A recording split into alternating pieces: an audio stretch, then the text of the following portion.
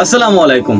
জান্নাতুল বাকি এটি এমন একটি কবরস্থান যেটি আল্লাহর নবী হযরত মুহাম্মদ সাল্লাল্লাহু আলাইহি সাল্লাম নিজের হাতে তৈরি করেছিলেন। আপনারা যে দৃশ্যটি দেখতে পাচ্ছেন অর্থাৎ জান্নাতুল বাকি কবরস্থানের এখানে প্রায় 10,000 সাহাবায়ে কেরাম সমাহিত হয়ে আছে। হযরত মুহাম্মদ সাল্লাল্লাহু আলাইহি সাল্লামের মৃত্যুবরণ করার পর এই পৃথিবীতে যারা সর্বশ্রেষ্ঠ মানব হিসেবে বিবেচিত হয় তারা হচ্ছে সাহাবায়ে কেরামরা। আমি যদি নাম বলতে যাই তাহলে এমন অনেক বড় বড় সাহাবীর নাম উঠে আসবে যা শুনলে আপনার চোখ কপাল উঠে যাবে। কিন্তু তারা এত বড় বড় সাহাবী হওয়ার পরেও কেন তাদের কবরে নাম লেখা হয়নি? কেন তাদের কবরে গম্বুজ করা হয়নি? শুধু দেখবেন কবরের দুপাশে দুটি পাথর দেওয়া, একটি এই পাশে এবং একটি ও পাশে। আপনার মনে প্রশ্ন জাগতে পারে, এই সাহাবায়ে কেরামরা নবীজির এত ঘনিষ্ঠ হওয়ার পরেও কেন এনাদের কবর বাধাই করা হয় নাই? কেন তাদের কবর সাজানো হয় নাই?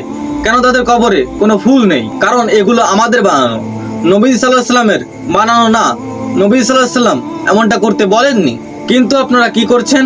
আপনারা কবরের পাশে মাজার তৈরি করছেন, কবরকে ফুল দিয়ে সাজিয়ে রাখছেন, কবরে সেজদা দিচ্ছেন। এগুলো করে কি মনে করছেন এই কবরে যে ব্যক্তি শুয়ে রয়েছে সে আপনার মঙ্গল করবে, সে আপনাকে জান্নাতে নিয়ে যাবে? যদি এমনটাই হতো তাহলে জান্নাতুল বাকি কবরস্থানে মানুষ নিজের কলিজা ছিঁড়ে সেখানে দিয়ে আসতো। এই জান্নাতুল বাকি কবরস্থানে যারা শুয়ে আছে তাদের মধ্যে অনেকেই পৃথিবী থেকে জান্নাতের সুসংবাদ প্রাপ্ত। আপনার ওই পীর বাবা যার কবরে আপনি সেজদা দিচ্ছেন তিনি কি পৃথিবীতে থাকতে জান্নাতের সুসংবাদ পেয়েছে? না, অবশ্যই না। তবে কেন আপনি এমনটা করবেন? যদি এমনটা হতো তাহলে জান্নাতুল বাকি কবরস্থানে অনেক বড় বড় সাহাবীগণ শুয়ে আছেন, মানুষ সেখানে মাজার তৈরি করত, মানুষ সেখানে সিজদা দিত। কিন্তু তারা এমনটা করেননি, কারণ তারা জানেন এটা বোকামি ছাড়া আর কিছু না।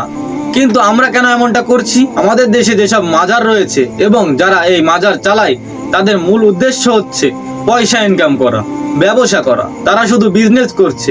আপনি জানেন একটি মাজারে প্রতিদিন মানুষ কত হাজার হাজার টাকা দান করে?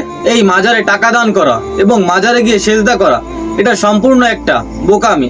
যাদের মধ্যে ইসলামের সামান্য পরিমাণও জ্ঞান আছে তারা কখনোই মাজারে যাবে না, মাজারে গিয়ে সেজদা দিবে না, মাজারে গিয়ে টাকা দান করবে না। এবং মাজারে সেজদা দেওয়া কিন্তু অনেক বড় একটা শিরিক। জীবনে যাই করেন শিরিক কইরেন না, আল্লাহ তাআলার সাথে কাউকে শরীক কইরেন না।